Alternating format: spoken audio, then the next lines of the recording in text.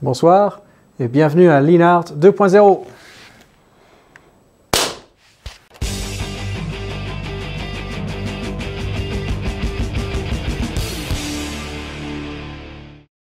Oui, nous revoilà pour un petit épisode de Leanart, très court, promis.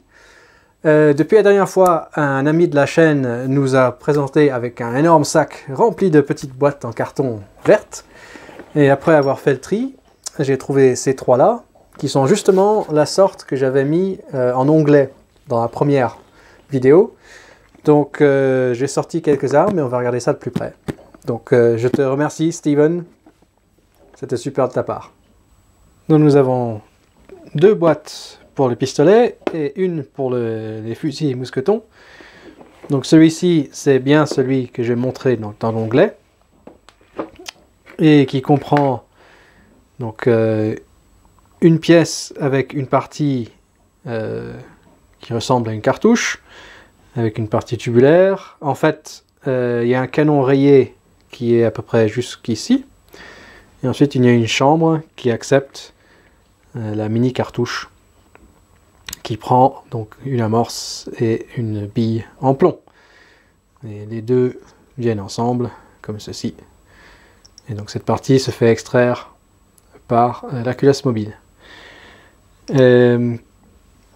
Ça va pour tous les fusils mousquetons. Donc comme vous avez vu au début, même dans le mousqueton 93, ça marche particulièrement bien dans les fusils et mousquetons 1911 et sans doute aussi dans le fusil 89.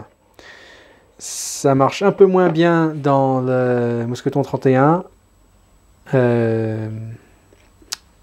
et le mousqueton 93 simplement parce que l'espace entre la chambre et la fenêtre dans le boîtier est assez longue.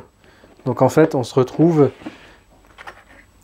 avec ceci dans la chambre et il faut essayer de faire tomber l'insert dans l'ouverture et c'est vraiment pas pratique. Ça rentre de travers ou on perd la bille ou l'amorce tombe, voilà. C'est faisable, mais pour ces deux là c'est beaucoup mieux d'utiliser l'autre kit qui était dans le premier épisode avec la grosse cartouche. Ensuite nous avons un deuxième kit pour les parabellums. Donc celui-ci, il y a un long canon. Donc celui-ci, il n'y a pas de protection pour centrer. Donc je l'ai installé juste pour voir une fois, mais je ne vais pas le refaire. En fait, il s'agit de juste dévisser cette vis.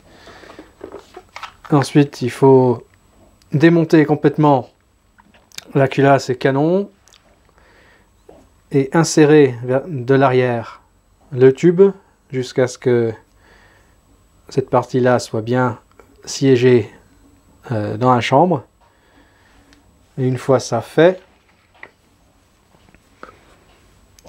on visse à nouveau cette partie-là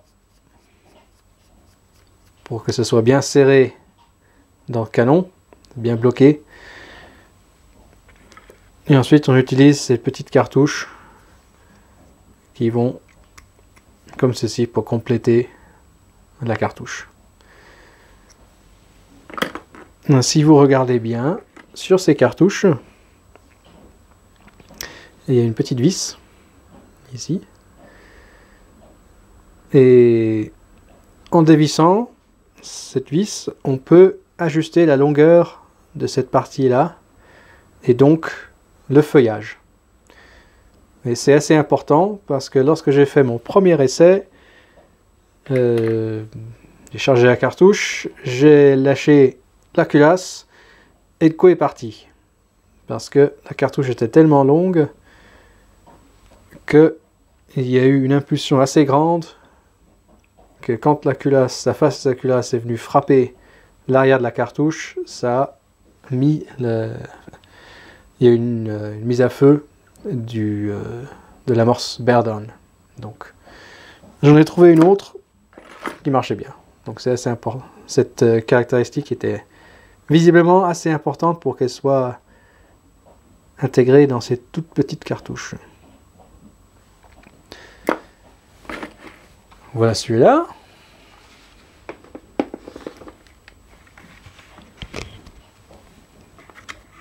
Marqué d'ailleurs, voilà une cible usée avec 6 août 1935 dessus. Donc ça date. Et le dernier, qui est sans doute le plus intéressant, ici nous avons un kit spécifiquement pour le P210 ou P49. Mais, comme on voit sur l'image, et c'est écrit ici, il y avait aussi un kit pour le pistolet Browning en calibre 7,65. Là d'apparence, ça me semble être un FN 1910 ou 1910-22. Donc je suppose qu'à l'époque c'était un pistolet assez répandu, donc ils se sont dit pourquoi pas faire un kit pour ceci aussi. Mais enfin, celui-là c'est un 9 mm, donc pour le P49.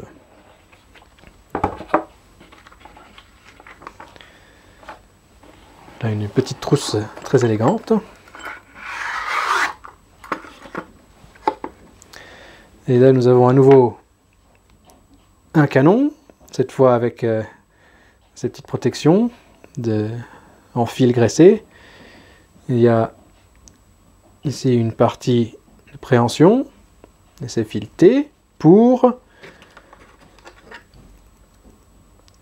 un insert dans la chambre. Donc c'est vaguement aux dimensions d'une cartouche 9 mm, donc qui va se visser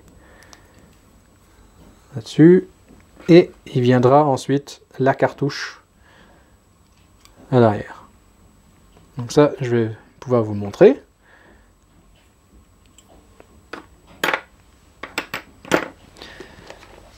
Avec le P49 de madame, j'ai la permission.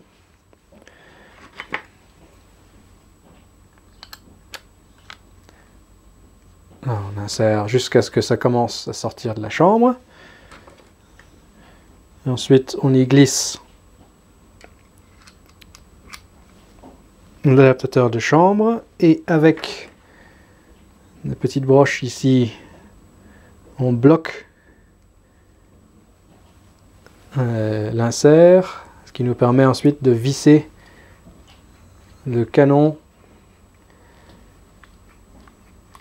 pour unir les deux pièces. Donc, pas de panique, comme je vous avais dit, il y a ces ficelles graissées, donc il n'y a pas de contact acier à acier quand je suis en train de faire cette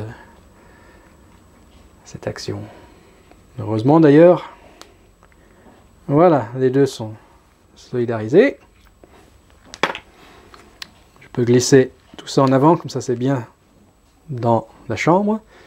Et ensuite, il faut juste charger la petite cartouche. Donc voici une petite boîte, comme vous voyez c'est bien séparé, les billes, les amorces.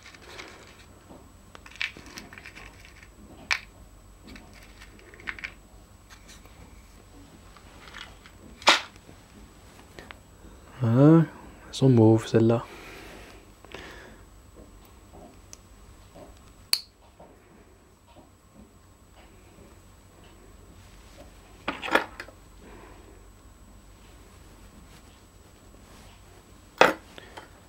Voilà. Chambre. Et voyons voir.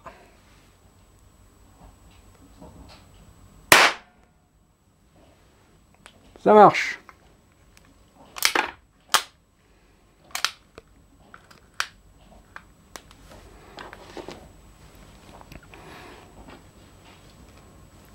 Et une fois tiré, il y a même un petit outil pour siéger la cartouche utilisée et pouvoir facilement éjecter l'amorce. Et voilà, c'est prêt à recommencer. Ce que j'ai aussi trouvé dans le carton, dans le sac, pardon, c'était celui-ci. Malheureusement, le contenu n'est pas dedans, mais donc c'est un système concurrent, le système Müller. Donc, vous voyez là, il y a un système pour pistolet et pour fusil, très très ressemblant au Linhart, mais on voit ici, il y a une rainure pour un extracteur. Donc à mon avis, ce système utilisait soit des cartouches Flaubert, soit la cartouche 4 mm M20. Malheureusement, il n'y a aucune indication des munitions utilisées dans celui-là. Mais on voit ici, par exemple, qu'ils ont copié de très près le logo Linhart, celui-là. Qu'ils ont remplacé l'officier par un soldat et